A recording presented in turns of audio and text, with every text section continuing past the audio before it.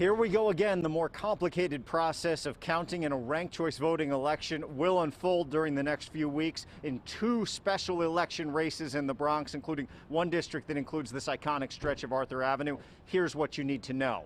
We had over 10 languages spoken on our campaign to do that direct voter outreach.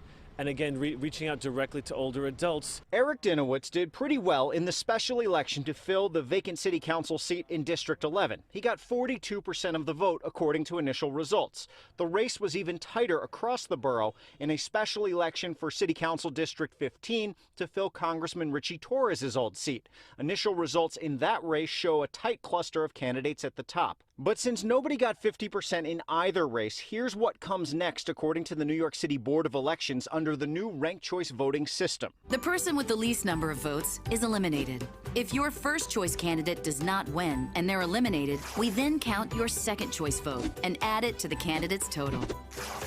This process continues until we have a winner. We saw this more complicated counting done by hand and by computer in Queens last week. Between waiting for absentee ballots to come in and all the counting, it took more than 3 weeks before we knew that Sylvina Brooks Powers would be the next councilwoman from Far Rockaway.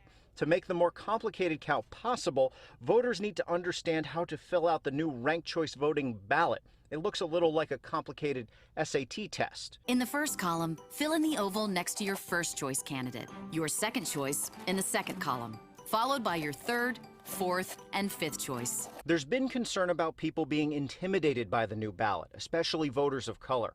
They may end up not showing up or just ranking one choice during the all-important June mayoral primaries, which got a little less crowded today when Carlos Menchaca, a city councilman running for mayor, dropped out. I'm very displeased with the job the city has done in terms of educating the public, very often leaving out communities of color, immigrant communities, and older adults. Again, it'll take about 3 weeks until we know who won these two special Bronx elections. It'll take a little bit longer here in District 15 because the race is much tighter.